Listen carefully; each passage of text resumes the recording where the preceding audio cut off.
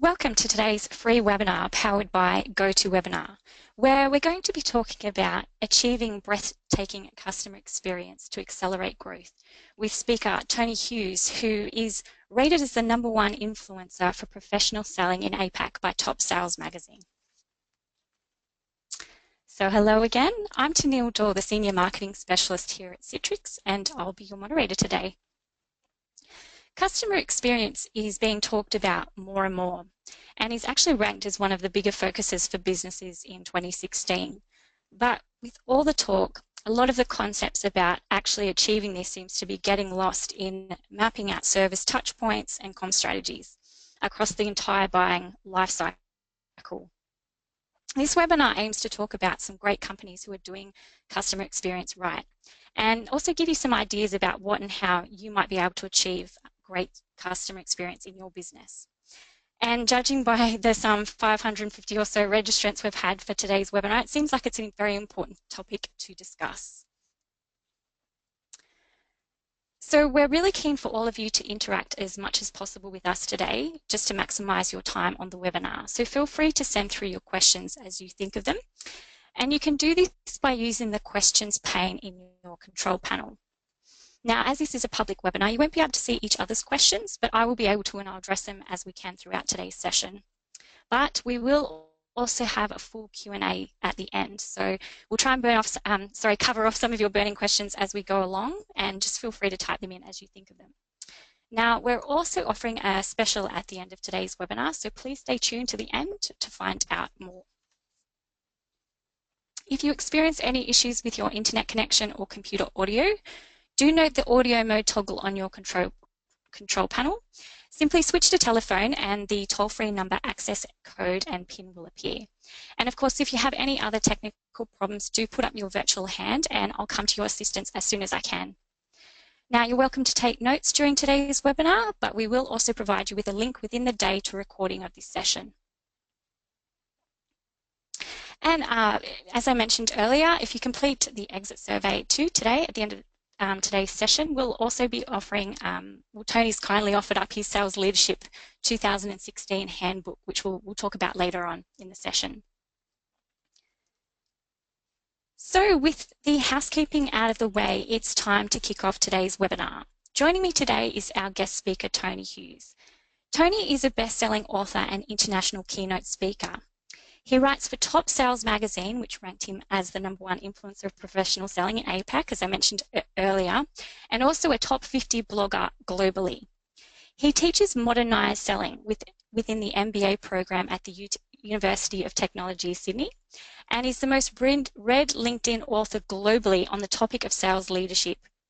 With 3 decades of record-breaking performance as an individual contributor, then sales team leader and managing director roles, Tony's methodologies and concepts are proven to deliver exceptional results. And today he will be putting forth some key examples and insights about customer experience, the companies that are doing this right, and what this means for businesses and growth. Welcome, Tony. Tennille, thank you. It's so good to be on another webinar with Citrix, an organisation that I really respect so much. I'm really excited about the topic that we're going to be covering today. I think it's something that's vitally important to every single business. And I might just kick off with an interesting stat, and that is that according to Gartner, this year, almost 90% of the people in charge of marketing inside businesses have identified that customer experience is something that they're going to be focusing on to really drive sales. Now, that really begs the question, if almost everybody else is focusing on this, how does focusing on customer experience really differentiate you in your marketplace? And the thing I would say to that is that it's really the way that we sell rather than what we sell that has a huge impact on our success. Certainly individual salespeople have understood that for a very long time, but what I'm seeing in the marketplace is really a move away from focusing on who we are, what we do, and how we do it, also a move away from our product features and functions, really to instead focus on the way that we go and engage clients. So in business-to-business selling, there's certainly a very big focus on leading with insights, acting as a trusted partner. I know this is a bit of a cliche term, but providing insights for your clients, and in the business to consumer world to really be able to provide exceptional customer experience. For all of us that hire millennials in our business, this is really a generation of people that don't just turn up and hang around for about 2 weeks and say, when are you promoting me?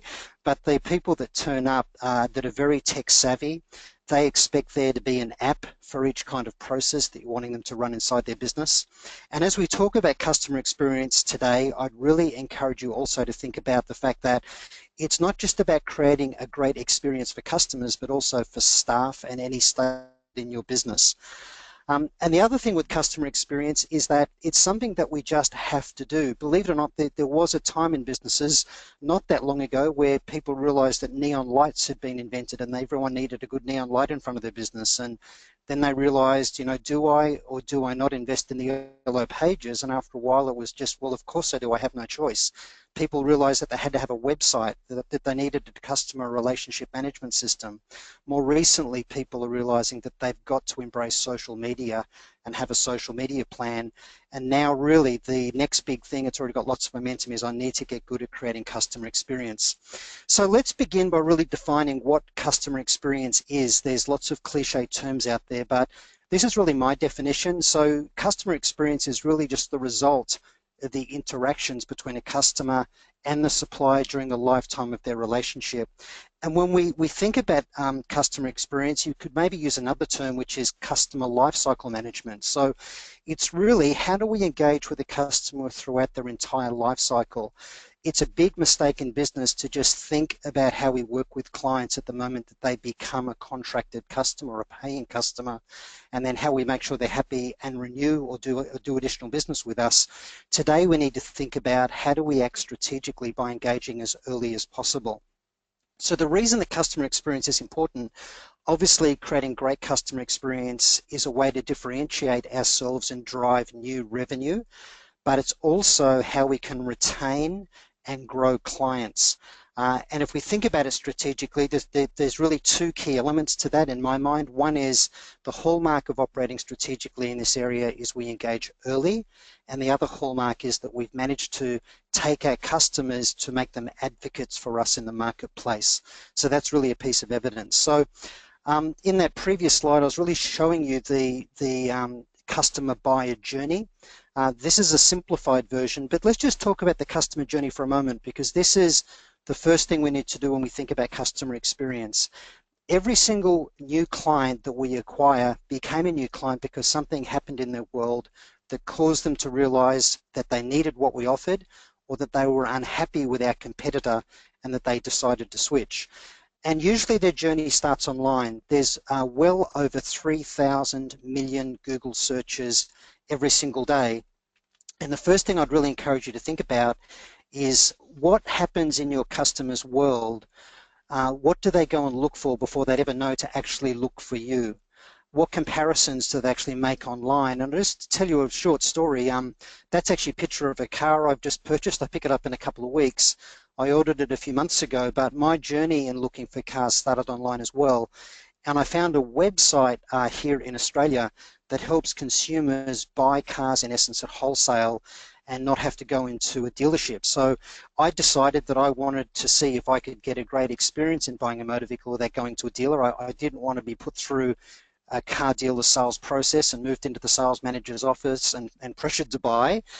But when I found this website, they had a great strategy, but they executed incredibly poorly. Their website wasn't clear.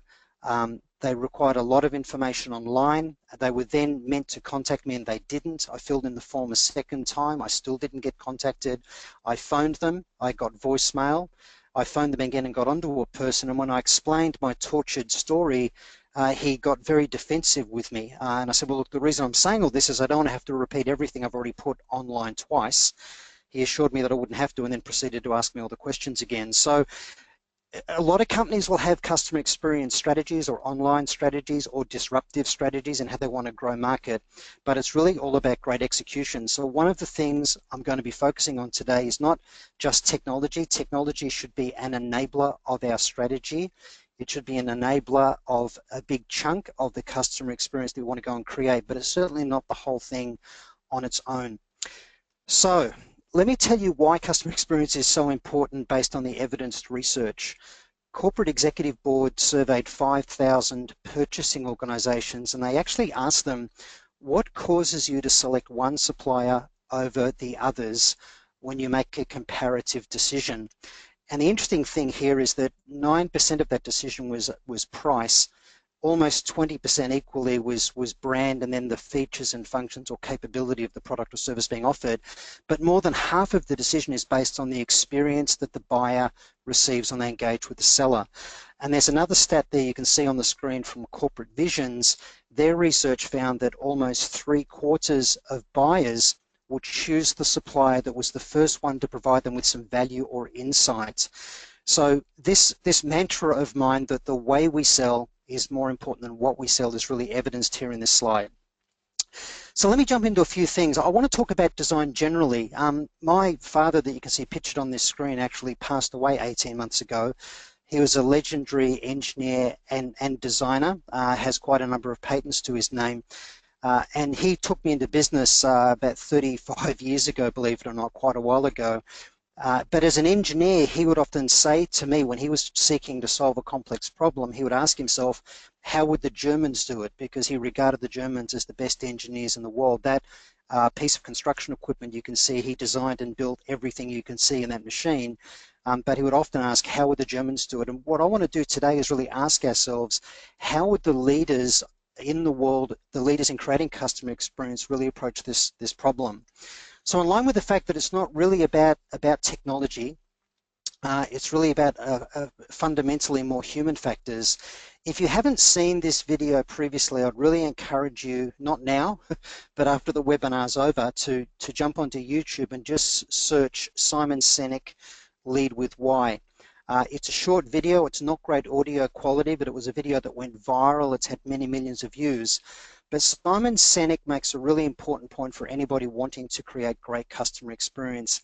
And that is, we need to be passionate about the difference that we're seeking to make in the lives of our customers, and not just our customers, but our employees and all of the stakeholders that actually work with us.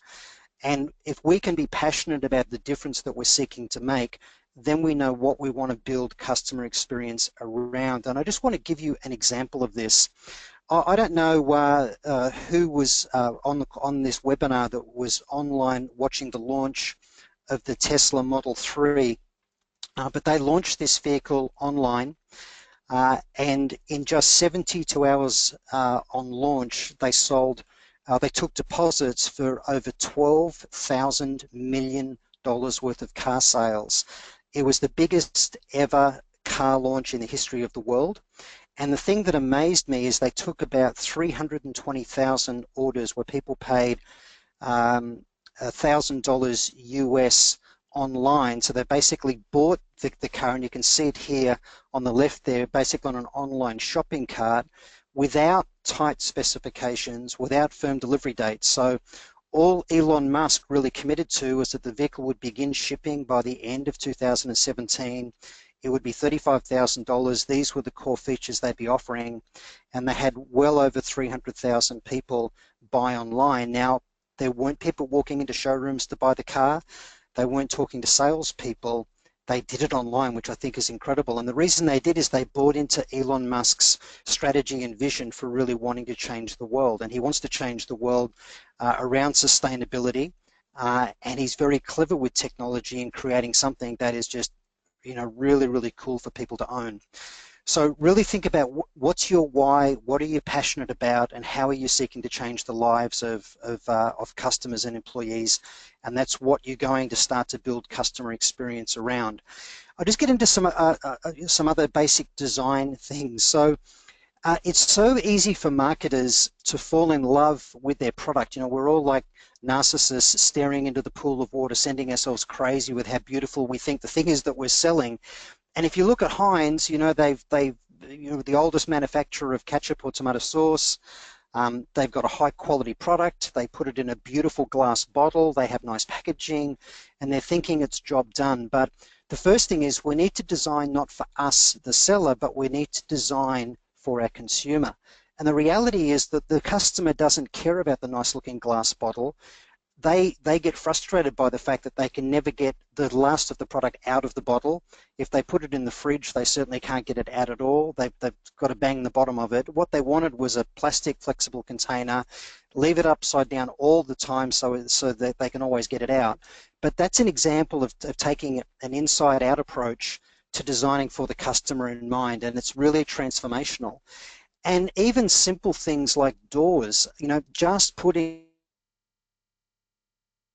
basic, and it shows that you're really thinking about the client. That's kind of a funny sign on the right-hand side of that screen. That's someone who put a sign on the door but clearly doesn't care what people think. It's just a piece of humor. But really small things make a huge difference. I don't know about you, but when I go to a restaurant or a cafe, whether I have a great customer experience or not has got more to do with the little things than other things that maybe that cafe or restaurant think is important. So if I'm sat down at a table that rocks every time I try and cut or lean on the table, that drives me crazy. If there's salt on the table but it's clogged up and doesn't work, if the pepper grinder's broken, these are really basic small things that don't require technology, they don't require hardly any money.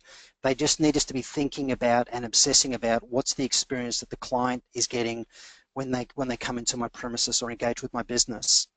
So we need to think about, what do clients really want? We need to stop trying to project what we think is value but understand how they define it. Now, this is a typical kind of advertisement or something you'd see on the website for a drill manufacturer. And maybe many of you on this webinar have heard this example before, but I had it told to me in sales training many years ago that people don't really want a drill. What they want is a hole in the wall, and they need to have a drill to buy the hole in the wall. But my view is that that's not actually really true. Most people don't want the hole in the wall either. What they really want is they want their pictures hanging on the wall, and they want the feeling that they get from standing back looking at those memories or those beautiful pieces of art that's actually hanging on the wall. So as a drill manufacturer, imagine if rather than this kind of specification sheet or advertisement, instead of that, imagine if you were able to put up a website where you explained to people how they could hang multiple pictures perfectly straight on a wall, or how they can drill into really difficult surfaces. If you provided the insights and the information on how to use a drill well if you weren't an expert, people need to be educated and they would associate that with your drill, and what you would do is you would become the emotional favorite. Imagine if you were targeting tradespeople and the real issue for them is not how to use a drill, they're already expert at that, but for them, the thing that they care about is batteries running out of power halfway through the day or during a job. So imagine if you had a website that talked about how can you do a great job in managing battery life and getting the best out of your equipment. So when you start to answer that question, what do my buyers or my clients look for online before they'd ever know to come and look for me? As they go through that Google search, they'll start to find your content, they'll start to be educated, and you'll become the emotional favorite, again with that research that 3/4 of people have a bias toward the person that's helped educate them. And I've certainly found that's the case in all of the purchases that I've made in my life. So let me now talk about some examples of companies that I think do an incredible job of creating customer experience. Now, I know that Uber has been done to death. Everybody talks about Uber. But the reason I put this up as an example is that I chose to go and become an Uber driver about a year ago. And the reason I did it isn't because I wanted to go and make additional money on the side. I just wanted to understand, how do they approach both ends of the customer experience equation? How do they recruit drivers? What sort of experience do they give them? It was pretty easy to see the experience that they give clients, and I was incredibly impressed. And what they do is they have this beautiful balance of dealing with people and technology, as well as understanding the processes and working out how they can automate everything incredibly easy. So there are a few things that you needed to do in becoming an Uber driver where they needed to see you face to face. So they needed to look at some documents to validate that they were originals, and you as the person wanting to become a driver had to sign a form that enabled them to do a police check. But almost everything else could be done online, and they made that incredibly easy, not just in front of a traditional computer, but also online. So the thing that Uber recognizes is not that they're a disruptive taxi company. What Uber really is a customer experience company. They create exceptional customer experience with elegant design, and they obsess about simplification of every single process to make it easy for people. And in one of the markets that Uber was operating in, the local regulators deemed that they were an illegal taxi service and closed them down. I know that's quite controversial. It has been here in the Australian market. So the Uber Black drivers are proper registered limousine drivers. They're all okay, but Uber X drivers often do not have the correct levels of insurance, and there's risk to passengers for that reason alone. There were issues around collecting goods and services tax. So they haven't been closed down in Australia, but in one market they were, and they quickly pivoted to become Uber Eats. So they thought, well, we've got people with vehicles, so let's get them delivering high quality restaurant food. So they're able to pivot flexibly. So again, if your specialty is in creating incredible customer experience, you can then pivot easily in business, which is really important today. The other thing that they did is they've then gone to a third line of business, which is in essence, being a metropolitan courier, and they've taken that same approach to customer experience into those markets as well. So this is just an example that if you focus on creating great customer experience and knowing those markets incredibly well, and creating hybrid models of both physical real world service and online engagements with technology, you can create a great business. Apple is often held up as an example. Now, 3 years ago, I converted my entire life, for me and my family, over to Apple, and it was a really enlightening experience. I've had sort of a love-hate relationship with technology my whole life. I've worked for technology companies for most of it, but we all know how frustrating technology is when it doesn't work. The thing that's blown me away about Apple is not just the elegant design of their products, but the elegant way in which they go and engage with clients. So on the very few times that I've had a technical issue with Apple, getting on their website was incredibly easy. To make an appointment to go to a Genius bar at an Apple store near me, and on occasion I've decided to click a button to ask someone from Apple to call me, and within 60 to 90 seconds, I know this sounds incredible, but within 60 to 90 seconds someone's on the phone and they're helping me resolve my issue. So they understand that it's not just about pushing people online to reduce their costs, it's about engaging with people the way that they want to be engaged with and delivering a really, really good customer experience. So what I believe we can learn from Apple is this concept of elegance, of simplification, of being as minimalist as possible in our design. The other thing I'd just encourage us to think about too is take these big industries that historically have delivered poor service. So my first ever job when I left school many years ago was working in the bank. And I remember that model where all of us working in the bank were behind counters with bars to stop people jumping the counter and stealing the cash. So there was a massive barrier between staff and clients, and customers were forced to line up endlessly, and the opening hours weren't particularly friendly. Now the banking system has gone through a massive transformation, and not just in providing online banking, but changing the experience they deliver for clients when they go in. So one of the things they've done is this concept of a concierge. And to my great surprise, in the last year when I've had to go and engage with, in my state in New South Wales to renew my driver's license, the experience in a government service office was very much like what banks used to be, but I was shocked when I walked in and got greeted by a beautiful smiling face of a person asking me what is it that I wanted to do. She said that I would need to see someone behind a counter. She got the ticket for me and told me what my number was. She said, was there anything else I needed to do? And there was. And she said, well, you can actually do that online. Why don't you come with me and I'll help you do it online? So you can see in this experience, in this screenshot here, that they've got kiosks where you can go and do self-service, but with someone standing beside you to help you. So it's not just that they seek to push people off to the web, they show them how to do it and actually make it incredibly easy for them. So these are really good. I know it sounds crazy to transform like government, but I'm seeing government departments increasingly think about how do we do citizen engagement better? How do we treat citizens as clients? How do we deliver great customer experience? And if the public service is able to do it, then certainly any of us in business should absolutely be able to do it. The next thing I'd encourage us to think about, and as I get through these examples, I'm going to give us some actionable takeaways at the end here, things I think we need to do to actually execute on this, but I think we need to think like airlines. Airlines have gone through massive transformation, and it's really been driven by their horrible business model. So I'd never want to own an airline. It requires huge amounts of working capital that's tied up. You incur massive fixed overheads, huge costs before you get one paying passenger on a flight. So they've been forced to think, how do we cut costs and be more flexible?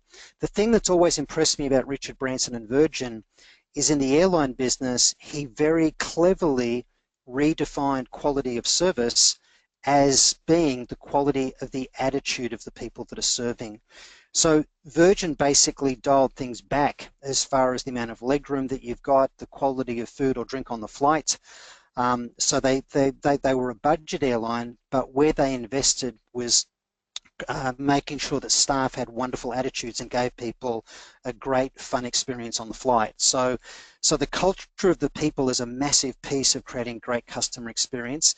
And yes, they've also done a really good job with technology. So I think all of us, that have flown in the last few years have seen this massive transformation that's occurred from the moment you book your ticket online to when you board the flight, so that when we turn up now to those big concourses at the airports, it's basically self-service. And when they first rolled out those self-service kiosks for checking your own bags in, for weighing them, for printing your own boarding pass and bag tickets, I was very skeptical, thinking I'd rather just deal with a person. I'm paying them all this money. Why are they now asking me to do their job? But I quickly realized this was a much better customer experience. And now the ability to actually check into the flight, to get my boarding pass just downloaded into my mobile phone, to get the seat that I want, to be able to turn up to the airport and walk on really easily without even printing a boarding pass, is a great example of using technology well. So the airlines have driven cost out, but improve the level of the service that they're delivering through technology. But I just want to hark back to an example, if I may, around the fact that it's really the people that deliver great customer experience, not technology alone.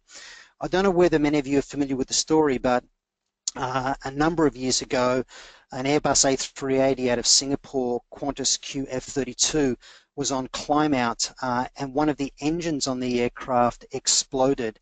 It shot shrapnel at a greater speed than the speed of sound. It went through the fuselage of the aircraft and the wing. It severed or partially severed the main fibre optic trunk lines through the aircraft. It's all fly-by-wire that control it. The plane was incredibly degraded, but the command pilot, Captain Richard de Crespigny, and his flight crew did an incredible job of getting that plane back on the ground safely. They just did an absolutely phenomenal job. But here's the really interesting thing, is that when Captain de Crespigny got that plane back on the ground safely, he actually went into the airport terminal and he said to the passengers, when you fly Qantas, you're flying with a premium airline, and you have every right to expect a superior level of service than flying with a budget airline, and you're going to get that today. There's 1,000 Qantas staff that have mobilised, finding you hotel rooms. We're organising buses to get you to those hotels. We'll provide you with money so you can buy toiletries and clothing. We'll be getting you back to Sydney as soon as we can. But then he did something amazing. After saving the aircraft, he then said to the passengers, can you please get out your phone, or if you've got a pen and a piece of paper, I'm going to give you my mobile phone, and I want any of you to phone me if you don't feel you're getting the right level of service from Qantas that you're entitled to. And interestingly, he did not receive one phone call from an unhappy passenger. But this is an example of there being a great culture inside Qantas of not just safety, but a great culture of customer service. On every flight that he commands, he makes a point of walking the entire aircraft, and the reason he does it, obviously, when the co-pilot is in control and they're just in cruise. But he does that to make sure that all of the flight crew on board know that the captain's going to be walking around the aeroplane, and it causes the flight crew, the staff on the flight, to really lift their game and make sure they do a great job. So let me just morph this into the importance of technology, and we're going to talk about social and mobile, or mobile computing, as key aspects in delivering great customer experience. When that engine exploded, that Rolls-Royce engine exploded on QF32, parts of the engine rained down onto parts of Indonesia. And if you can see in the left-hand side of that screenshot, that's actually a share trading screenshot. And you can see that at 2 p.m. when it happened, Qantas's share price plummeted dramatically. And Alan Joyce, the CEO, was with one of his other executives in a car going to a meeting, and the question was asked, why is our share price falling through the floor? So before the CEO and key managers even knew about this incident, people had taken to social media, predominantly Twitter in Indonesia, and the word was out there about what had happened. So this is an example of how unhappy customers can spread the word very, very, very quickly, and we need to be monitoring social as part of our strategy. So when you think about mobile and social platforms, the first thing that I normally hear from people is there's so many different social platforms and social tools, I'm really not sure where I would even start. So I'm going to talk about what the big important social platforms are in a moment, but let me just talk about mobile. I don't know whether you're aware of this, but last year was the first time in history that the number of computer users on mobile actually crossed over and became greater than the number of traditional laptop or PC computer users. So there's more computing done, there's more interaction mobile now than there is in traditional computing.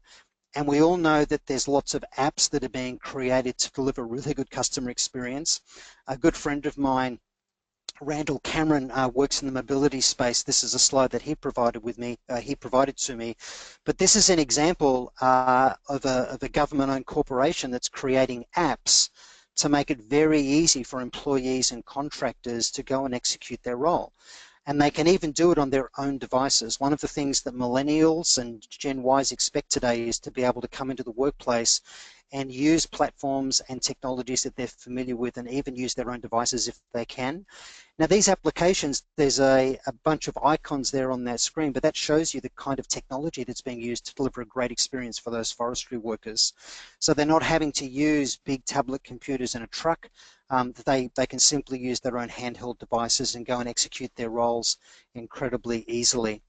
The other thing that's going on with mobile is the concept of geofencing and beacons. So even for someone like a coffee shop, they really now have the ability, if they wanted to today, and not at high cost, to be able to make it possible for a regular client as they walk into their shop or get near their shop, that an order automatically gets displayed in the system to make them their favorite coffee or their favorite breakfast. So they don't even have to stand in line and ask to be served. You know, these were works of fiction 5 or 10 years ago, but now it's very easy to do without a whole lot of cost. So wireless beacons inside premises and things like geofencing enable us to be aware of the proximity of clients as they come in and out of premises or a building or a work site, and be able to deliver an experience for them really, really easily. So let me talk about old world customer experience, and then what I think new world customer experience needs to look like, and I'll talk a little bit about those platforms we can use and some takeaways. So I showed you this buyer's journey previously, where they go through a trigger event and consider change, do some research, will generate a bias toward someone in particular.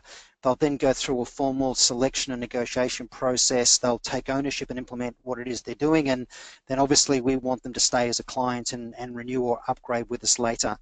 So on the left there you can see the traditional approach of push marketing, basically interrupt and push a message to people. We've all had a website typically at the heart of our strategy. And then once someone is a client, we'd like them to give us referrals. We focus on delivering good customer service through some form of account management. But that's the way we've traditionally tried to deliver customer experience. But the really important thing here is that if we want to be strategic, we want to think about trigger events and what causes them to consider change, and where are they online learning? Where do they go to be educated? And that's how we can go away from that model, instead attract people, inform them, provide insights, align with them what's important with them. We can then collaborate with them in how they evaluate and select and even implement.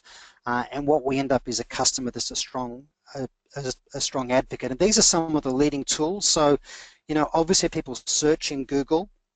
Hopefully they'll find your website, but increasingly today they'll find a Facebook page. With a lot of the things I research, I have a bias away from the vendor's website because I know that's going to give me their positive view of the world. I want to find the truth.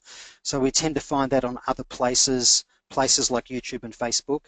If I'm looking at engaging with an individual, I'll research them on LinkedIn. But the other thing we can do is we can use things like GoToWebinar that we're using today to start to engage with people and provide insights. You can use Citrix GoToMeeting to engage with people face to face, to share information, to run projects, to collaborate without having to jump on aeroplanes and try and get very, very busy people together at the same time in the same room. So there's ways for us to deliver experience using the technology really well. And obviously the Net Promoter Score Index is a really good way to measure how we're tracking in that regard. So I just want to give you a quick example of the power of using social media well. So I told you that story of QF32. It's a great example of, of delivering great customer experience and having a customer-centric culture. With Qantas as the example, I wrote a white paper and published it, and in about a 15-month period, I had less than 100 downloads. Now, I thought to myself, it was a good piece of content. I thought, you know what, my market for me, because I'm in the business-to-business arena, is in LinkedIn, and I decided to repost that content in LinkedIn as an article, and that's had towards 250,000 reads versus less than 100, with 2,500 likes and I think over 400 comments that people have made and lots of shares. So what's happened is, by going to where my market is and providing good content there, what I created was a whole level of engagement, which is what we're wanting to do in creating customer experience. So if you're thinking, how important is social really? We've got a website. I think that's an example of why it matters. So let me just talk about these big platforms. So if we're in business to business, if you've got a small business and you're wanting to contact journalists or the producers of radio shows and get interviewed and build your brand, we don't need to go to a PR agency these days. All of those people are in LinkedIn, and you can run a strategy to get to them and find them. There's 420 million odd members, 2 people join a second, but it's a great place to start to build personal brand. And at the beginning of today, I talked about this thing of being very intentional about our why. Why do we do what we do? Why does a conversation with a potential client matter? And that's where we can make sure that that message shines through loud and clear in LinkedIn. It's Facebook for business, but it's where people will go and check us out before they meet. If we're in the business to consumer world, obviously Facebook is incredibly important. They've embedded autoplay for video content now, which is skyrocketing engagement as well. But the average Australian spends 7 hours a week inside this platform, so it's a great place to do social listening, to create social advocacy, user groups. People do a lot of research in Facebook, so we need to make sure we've got a good, strong presence there. And YouTube is really powerful if we're wanting to drive cost out of engaging and supporting clients and improve the experience that they've got. So for almost anything that we're selling to people, there'll be an instruction manual, or they'll need support, or they'll have questions. It's a very, very good investment to create videos that you can put up online. They don't need to have high production values, so long as everything's in focus and the audio and lighting is good. The more human and real they are, the owner of the business doing them is great. But this is an incredible way that you can broadcast yourself over the entire planet, access to billions of people, and you don't have to pay anything for it. It's amazing how powerful these platforms are, and they're free.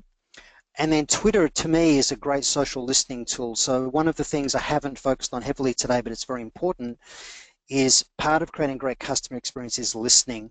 So, we should listen for the hashtag of our business or our product, and whenever anybody is unhappy or has a question, we should jump in and engage with them. We should enable clients to log a support ticket or a case with us in Twitter or any of these social platforms as well.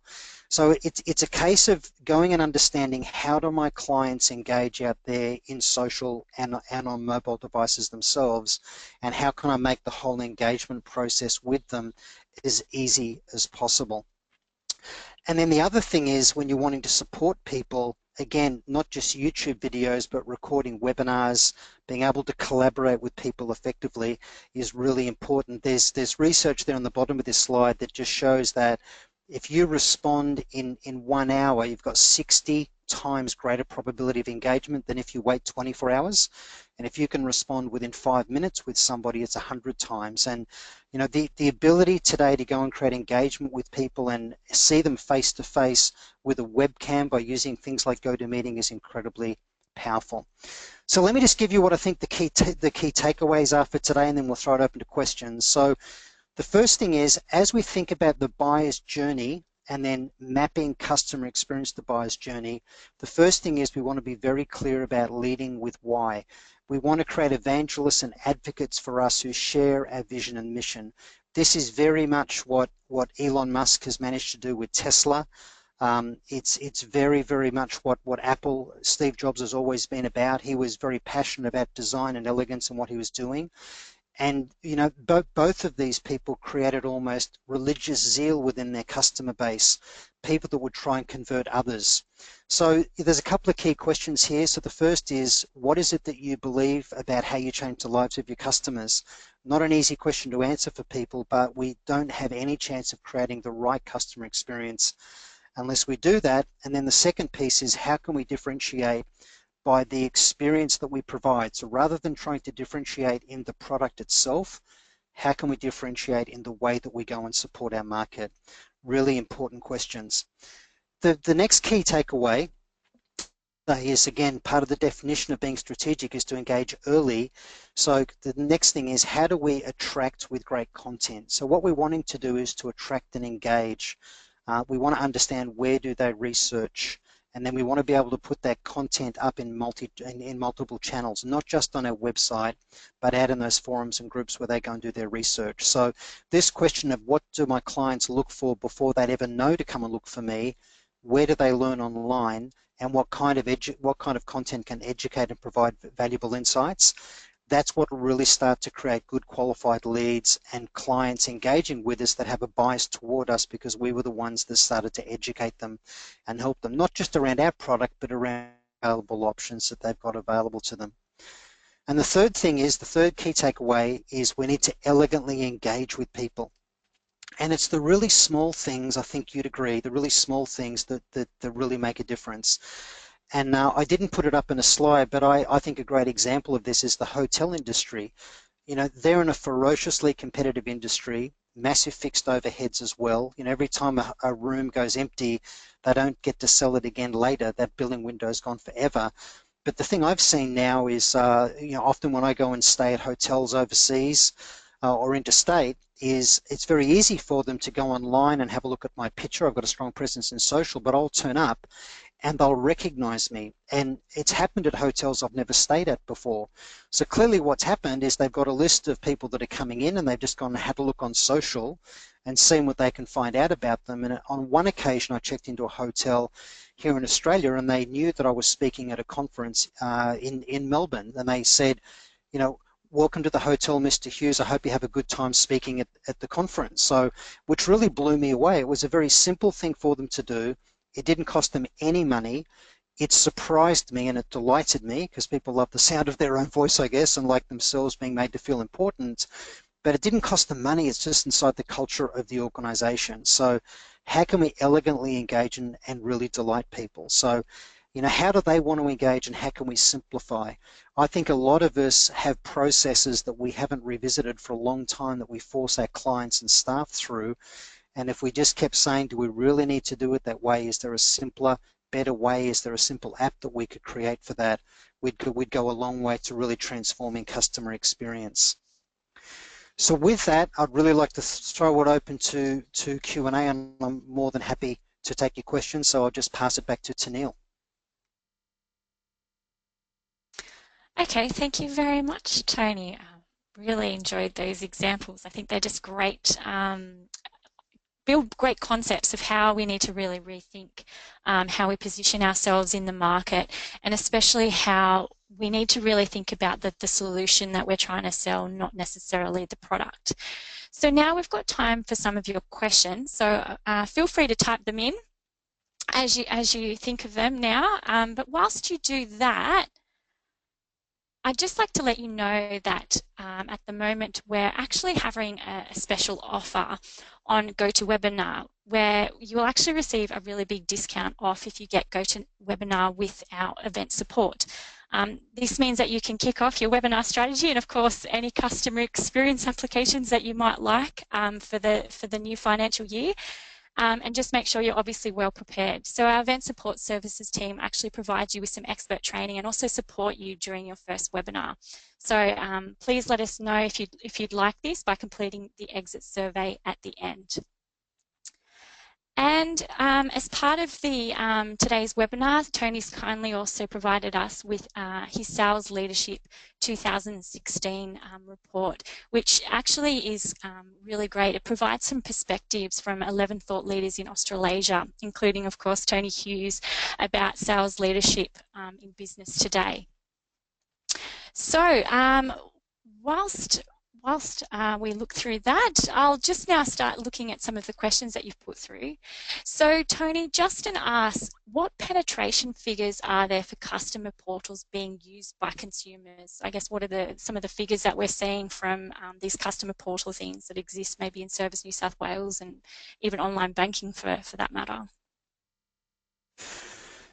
So I'm actually not aware of what the exact statistics are, but I think all of us would agree in our own lives that we do a lot of engagement through self-service portals now. So I don't know what the stats are, but it's definitely the way that consumers actually want to engage, especially with people being so busy. So rather than go and stand in a line at a bank or an insurance office or a government department during my lunch break, if I can do it online back at my desk during work hours or in the evening, it's definitely the way that people want to engage. So I don't know what the stats are, but everybody is leaning that way, and it's where companies are investing. And increasingly, they're looking at, rather than having generic websites that have so much functionality that people get lost, they're really focusing on creating micro landing sites that make that simple process that someone wants to do much more intuitive and easy. Okay, great. Raj asks, love the examples and the concepts. Really good to hear, Raj. Is there a need for segmentation or creating personas to develop targeted services and assistance? Well, that's a great question, and persona-based customer experience design is absolutely essential. So there is no one size fits all. So it's very, very important to segment our markets and understand the buyer persona or the customer persona.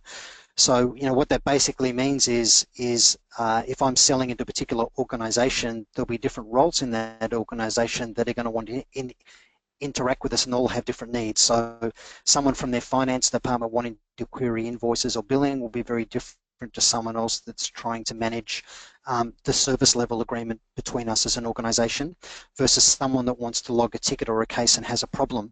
So we need to understand those different personas of people engaging with us and make sure that we meet their needs. And even in the business to consumer market, one of the examples I use is I bought a four-wheel drive a couple of years ago, and the trigger event that happened in my life to cause me to buy it was we bought a new wakeboard boat, and it was bigger and heavier than our old one, and the current vehicle wouldn't tow it. And when I got online, I wasn't searching for brands of motor vehicles, I was searching 3,500 kilo towing capacity. And the thing that amazed me is not one four-wheel drive manufacturer had any content online that matched that search criteria. And if you were selling that kind of vehicle, if you put up content that talked about, how do you know how much tow bar down pressure to create when you set up a trailer? What are great safe towing principles? How do you select the right vehicle for the type of trailer that you're seeking to tow? If you had all of that content there, and it all links to your particular product, you start to get great engagement with people around your product. And it's around knowing that persona. So if you've got four-wheel drives, you go, well, what kinds of people would be looking for them, and why would they look? They look because they've got a boat, they've got a caravan, they think it's safer to take their kids to school in, I'm not sure, but you think, what are those personas? And let's create engagement around the persona. That's a really good question. Okay, great. Patria, I hope that's how you pronounce it. Sorry if I've Ask, how do you manage to do all of these customer experience things when you're a sole trader? And Arvid actually adds, what advice would you have then for startups? Because obviously time is of essence. So how do you manage all these great things when you're probably a little bit time poor? Yeah, that's a really good question. And I'm in essence in a small business myself. So 3 years ago, I left the corporate world where I was a managing director with staff and a whole lot of resources, and went out on my own as a consultant. So I faced the same problem. I thought, wow, I need to build a website. I ended up building 2 websites, but I need to build a website. I need to build a social media presence. I need to create IP. I've got to go find clients. I've got to support them. I've got to do finance. And I know what it's like when it's just you, there's so much to do. But the answer to the question really comes from your clients. It won't come from me. So it comes from your customers. So, with your best customers that you trust, you built a relationship with, ask them, how could I improve my business? And I've even had the local cafe that I go to, because my hobby is, one of my sports is cycling. And the cafe I go to after I've gone cycling, the owner of that store has had a couple of conversations with me about how do I believe he could improve his business. And he's a smart guy because he's asking his clients that they're the only ones that are qualified to give him the answer rather than just what he thinks or staff. And the answers have really surprised him, and a lot of the ways that he's improved his business haven't added to his costs at all, but it's enabled him to deliver better service for clients. So the answer is ask your clients and create a list, and then think about how can you prioritize it. And I guess if all else fails, you just really have to try and think of the consumers or your customers' point of view. What is it that they're trying to solve in their life, and how are you going to make their life better for it? Back to Tony's point before, Gopal's actually got a good question. When customers themselves don't know what they are looking for, where should our focus be to give them the experience and what is best for them? Yeah, so this is really around the concept too of being an innovator and a disruptor. I know the term disruptor is very cliche, but this whole thing of reimagining the way that our clients' world can be. So that in many ways is tough because those who tend to pioneer markets are often not the ones who really prosper later. So it's tough to go and educate people about a better way of doing things. But it's a case of being passionate. You want to be, in essence, almost someone with religious passion and zeal about the way you want people's lives to be. That's what Elon Musk did. The electric car, really didn't have a good reputation. It wasn't a particularly great thing to drive. They weren't reliable. They certainly weren't cool. If you look at the Prius, it was regarded as a pretty ugly kind of thing, not a really good-looking vehicle. It didn't really perform that well. He turned all of that on his head with his passion. So our whole why is really important. We want to infect other people with our passionate belief on how they can have a better world, and then we need to show them. So we need to give them the experience, and that's one of the smartest things that any business can do, is to start to give away your IP and start to give away your knowledge with people even before they become a customer, to really start to attract and engage people. And the other thing I'd just say too, almost links to the previous question as well, is that it doesn't need to be expensive. When we go, well, what is it that customers really want? And for me, when I talk to the guy that owns my coffee shop, I said, the thing that irritates me to death when I come here is I sit down at the table and it wobbles. The first thing I do is go and try and steal napkins or beer coasters or serviettes, and spend 2 minutes being an engineer fixing your wobbly table. It just annoys me. And the thing is, it costs him nothing but care factor and his staff to fix that problem. So if you're a small business, much money, like that's not a thing that costs anything. And just the fact he listened and did that for me, when I go there, the tables don't wobble, or sometimes they do, but not normally. But it makes me want to come back because he's listening to his clients. It just the act of listening makes a huge difference as well. Okay. Paul actually asks any tips on getting a large conservative organisation to develop a model that allows them to pivot quickly. Definitely a problem in larger corporations for I imagine, Paul. Yeah, so that's like asking, how do I get a battleship to turn like a speedboat? And the answer is you can't, right? So large monolithic organizations are not agile. It's just how they are. So what you need to do in that business is to create a smaller business within the business that can be the innovator. So businesses within businesses is the answer to the question. Um, Often it takes a really painful event for an organisation to recognise that they need to change the way they're going to market. And big businesses that can learn how to become agile and can learn how to innovate and deliver great customer experience are the ones that prosper. So, you know, we all know the stories of large companies that owned massive market share but did not want to disrupt themselves. You know, Kodak is a really good example of this. They've been in business for 100 years, record profits. They you know, had, I think, over 90% of the camera and film market around the world, and they invented the digital camera, but they didn't do anything with it because they were worried about upsetting their own business. Um, the smart companies set up small divisions internally that are trying to disrupt themselves, and they're not afraid of doing it because they know that if they don't, there's a competitor that will. Okay, great. Sid actually asked, what kind of engagement would you recommend for leadership coaches trying to expand their business? Most consumers prefer confidentiality, hence no advocacy. So I think I understand the question. If you're a leadership coach trying to engage your market, if you're trying, I'll answer this at two levels. If you're trying to attract clients, I would say a couple of things. You need your LinkedIn profile to be a really strong micro branding site for you and your values.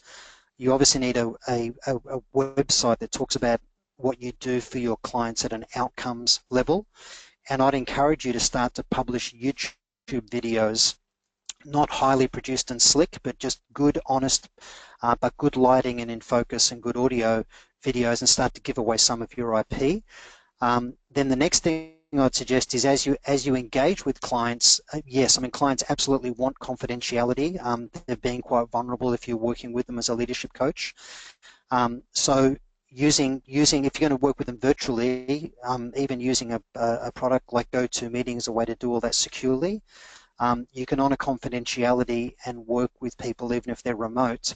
I just did a call 2 days ago actually with a client in New York. So, you know, we did a GoToMeeting, and she was in New York for a big firm there, and I was in Sydney, and it was as if we were in the room next door to each other. So, and we could see each other, we were smiling, having a laugh. We're even sharing some screenshots of information that I wanted her to see. So it's very easy to have a conversation with someone like you're with them together, and it can still be done very securely. Yeah, I guess it really comes down to authenticity. If you don't sort of appear like you're caring, then certainly it becomes an issue. And that's actually leads me to some questions that have come through. Huey actually asked, how do I make customers believe in my product and want to buy it again if they've been disappointed before? And James also adds, what are some of the strategies and advice you could put forth to improve the experience for customers who've perhaps maybe a long and sometimes even negative history with our business? Yes, so we all know that it's much harder the second and third time around to go and rebuild trust with somebody. And we see politicians and businesses having to deal with this all the time. The thing that's universally true is that the leaders who are willing, and I'll use the metaphor of falling on their sword, but the ones who just put their hand up and say, we got that wrong, we screwed up, we're committed to fixing it. Um, People are often very, very willing to give that supplier or person a second or third chance. It's the people that try and whitewash the problem and use a whole lot of spin to try and avoid taking ownership for where they screwed up, where I think it's a serious problem. So, you know, I've certainly run businesses where, you know, I've been in the software industry for a long time, and software, you know, is renowned for having bugs and problems. And I've always been a big believer of be honest with the client about what caused it, what you're doing, and what you're doing to rectify it. I've had clients say to me, can you promise us that your software will not have any bugs? And I've looked them in the eye and said, well, the only thing I can promise you is that it will have bugs. All software in the world has bugs in it. What I can promise is that you will be an important customer for us, and you'll have a voice, and we'll do our very best to resolve any issues. And then I'll show them and explain to them how we run our quality process. So my advice is just be honest about the fact that you had a misstep or a problem. Let people know what you've done to fix it, and give them some kind of incentive or reward for giving you another go, and really focus on the customer experience you're going to deliver as the thing that makes the fact that they're a customer transformational for them, rather than what they've bought from you, right? It's the service they get, it's the way you listen and engage with them. You know, I've had clients that have had problems, and they've become enthusiastic advocates because they thought, wow, well, you know, everyone has problems, but at least you guys listen, and at least you try and fix it. That's the thing that really makes the difference.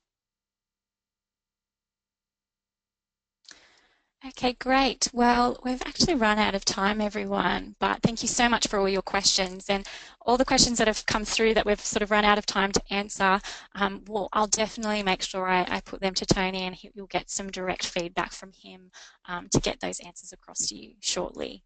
So thanks again, Tony, for your time and the content that you provided, and also obviously answering all the great questions that we had coming through today. So feel free to get in touch with Tony if you like via his LinkedIn address, and I'm sure he'll be more than happy to connect with you. And of course, thank you all too for attending today and your involvement in today's session. We really appreciate it. If you're interested in a free trial of any of our products or would like to attend any of our future webinars, feel free to visit the sites on your screen now. And don't forget to complete the exit survey as you leave us today, and provide some feedback on today's session, as well as put forth any interest that you might have for Tony's resources or the end of financial year GoToWebinar offer that we have on offer at the moment. So thanks again for attending, and enjoy the rest of your day. Thank you.